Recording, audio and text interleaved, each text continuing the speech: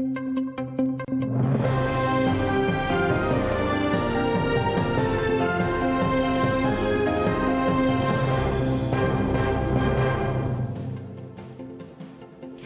новин на АТР. Ви дивитеся «Заман». 12 березня, понеділок. Я Софія Бляєва. Вітаю вас.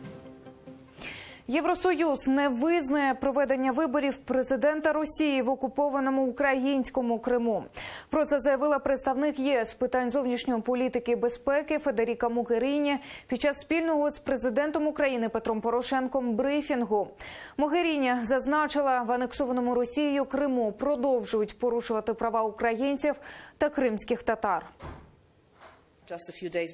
Цей візит відбувається буквально за декілька днів до 4-ї річниці незаконної анексії Криму та Севастополя. Ми не визнаємо цю незаконну анексію і продовжимо проводити нашу політику щодо невизнання цієї незаконної анексії. Ми будемо закликати до поваги прав усіх громадян, які проживають на цій території, зокрема кримських татар, і закликаємо звільнити всіх, хто був незаконно затриманий і утримується в тюрмах в Криму і Росії. Президент України закликав Європейський Союз нарешті визнати Росію країною-агресоркою, а також запровадити нові санкції проти Кремля через незаконні вибори в окупованому Криму. Україна не визнає фейкові президентські вибори на тимчасово окупованих територіях, бо і там росіяни збираються проводити так зване голосування. І ми впевнені в тому, що необхідно запровадити санкції проти осіб, які причетні до організації незаконного виборчого процесу. І я закликав Європейський Союз до аналогічних дій у відповідь на незаконні так звані вибори. Не визнавати та бойкотувати вибори президента Росії в анексованому Криму. Відповідне звернення до міжнародної спільноти ухвалене ще 1 березня. Підписав голова Верховної Ради Андрій Парубій. За його словами, парламент вважає вибори, проведені на території України, нелегітимними. І готує ще один проект постанови на випадок проведення цих виборів із закликом не визнавати їхні результати. Дуже важливо, щоб ми постійно тримали на особливій увазі питання Криму. І Путін, і Російська Федерація намагаються все зробити, щоб вилучити питання Криму з порядку денного взагалі такого міжнародного дискурсу. А наше завдання, і нас в цьому підтримують партнери, наголошувати, що ці території є тимчасово окупованими, і будь-які політичні дії, які відбуваються і які проводить Російська Федерація на окупованих територіях, є нелегітимними. Кримські татари, попри тиск, не братимуть участі у незаконних виборах президента Росії в Криму 18 березня. Про це йдеться у зверненні голови Меджлісу. Рефат Чубаров нагадав, що у 2014 році кримські татари бойкотували так званий референдум, організований Росією. Так само вони вчинять і 18 березня, в день незаконних виборів російського президента в Криму. Голова Меджліса також нагадав, що участь у підготовці та проведенні цих виборів є прямим порушенням українського законодавства і зазначив, що наближається час, коли Росія внаслідок міжнародних санкцій та ізоляції буде змушена звільнити окупований нею Крим. Але в той час, коли всі ці злочинці будуть засуджені міжнародним судом, і в цій ситуації говоримо про важливість того, щоб люди, які раніше зберігали свою гідність, щоб вони тримали єдність і таким чином ще раз продемонстрували всьому світові неприйняття подавляючою більшістю мешканців Криму російських окупантів.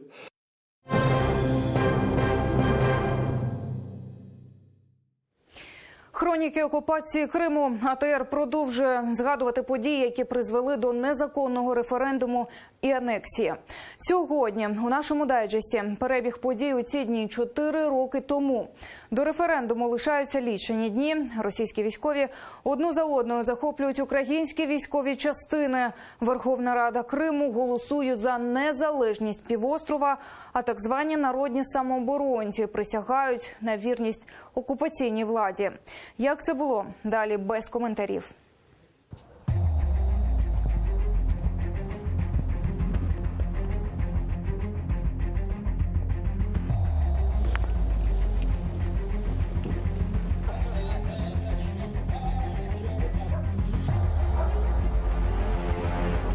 Здесь находятся российские войска, которые оказывают помощь в обороне данного объекта.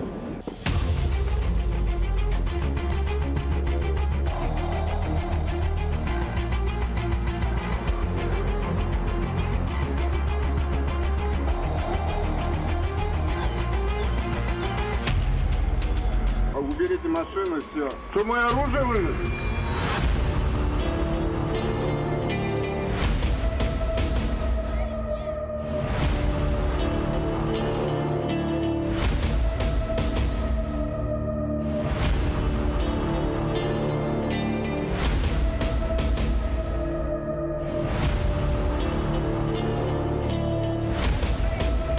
Мы сюда не звали Россию, нас не надо защищать!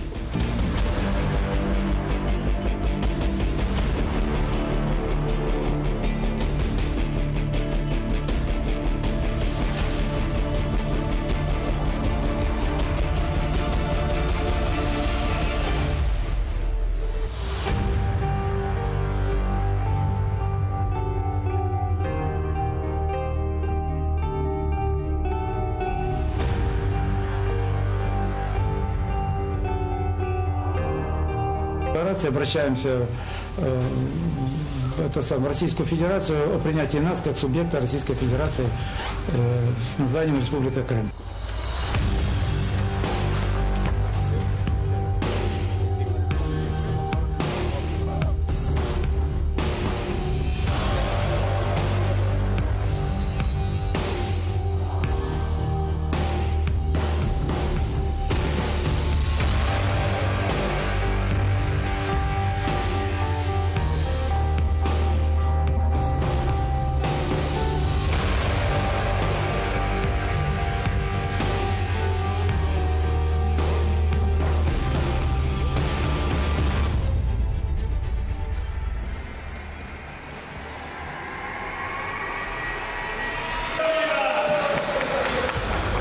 Вернулся, чтобы принять участие в защите интересов Крыма, принять участие в историческом событии, референдуме.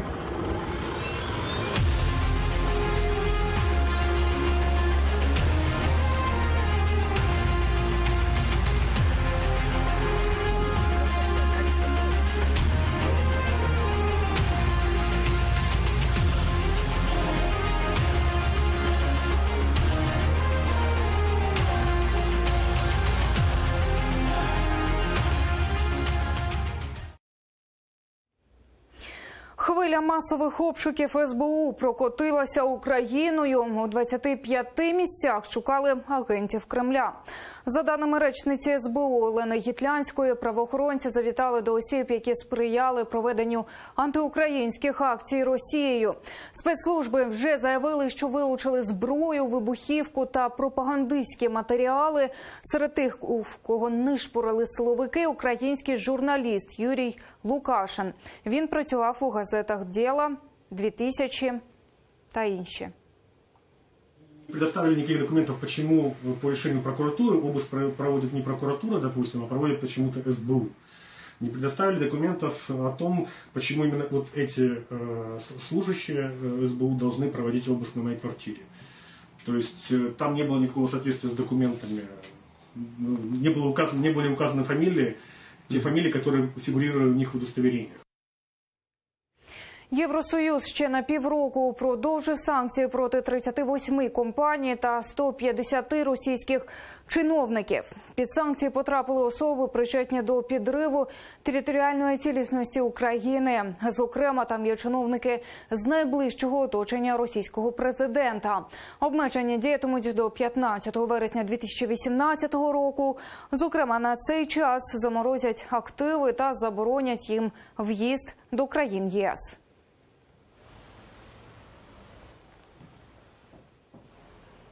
Наразі це все. Наступний випуск «Заман» не пропустіть вже менш ніж за годину. Інформаційний денний телеканалі АТR продовжує програма «Бугунь». Залишайтеся з нами.